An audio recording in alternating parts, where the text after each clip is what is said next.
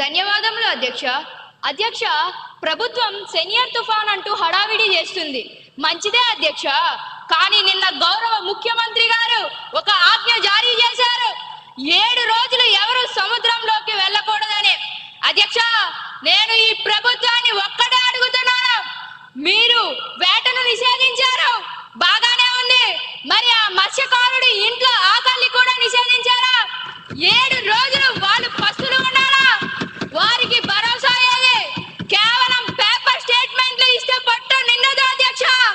మా డిమాండ్ ఒక్కటే, ఈ రోజు సాయంత్రం లోపు ప్రతి మత్స్యకారుని ఖాతాల్లో సరే మీ సమయం అయిపోయింది. మంత్రి గారు సమాధానం చెప్తారు.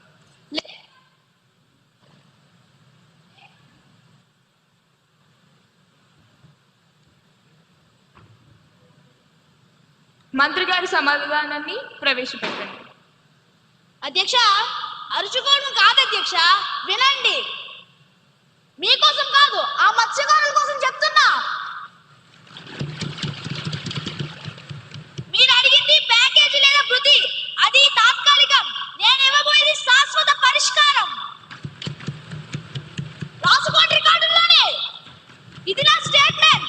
ఇకపై తుఫాను హెచ్చరికల వల్ల ప్రభుత్వం ఎప్పుడైతే వేటను నిషేధిస్తుందో ఆ నిషేధిత రోజుల్లో ఉపాధి హామీ పథకం 10 దినాలుగా పరిగణిస్తాం.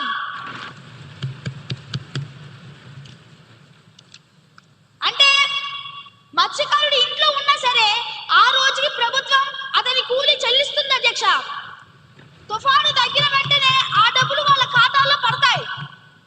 ఇది కేవలం ఈ తుఫానికి మాత్రమే కాదు, ఇకపై వచ్చే ప్రతి తుఫానికి, ప్రతి నిషేధానికి ఇది వర్తిస్తుంది.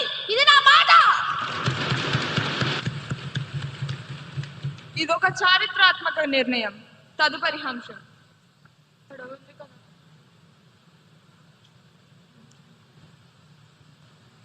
గౌరవనీయులైన అధ్యక్షుల గారికి నా హృదయపూర్వక